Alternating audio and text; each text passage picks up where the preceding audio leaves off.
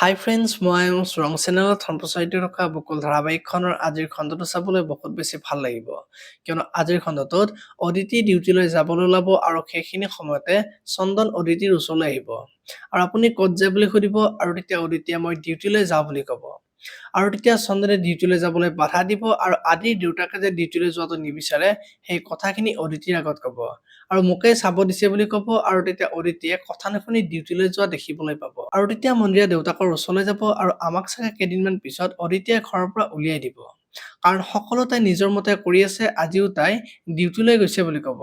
কাৰণ এইখন ঘৰৰ বোৱাৰীয়ে ডিউটি কৰিব নোৱাৰে বুলি আপুনিয়ে কৈছিল, এতিয়া আপোনাৰ কথা নুশুনি তাই ডিউটিলৈ গৈছে বুলি ক'ব। এতিয়া বাৰু দেউতাকে মন্দিৰৰ কথা শুনি অদিতিক কিবা ক'ব নেকি, দেখিবলৈ পাব আজিৰ খণ্ডটোত। ইফালে আকৌ দৰিকা আজি মাকৰ ওচৰলৈ যাব আৰু অদিতি ডিউটিলৈ যাবলৈ ওলোৱা যে চন্দনে যে বাধা দি আছিল সেই সকলোবোৰ কথা মাকৰ আগত ক'ব।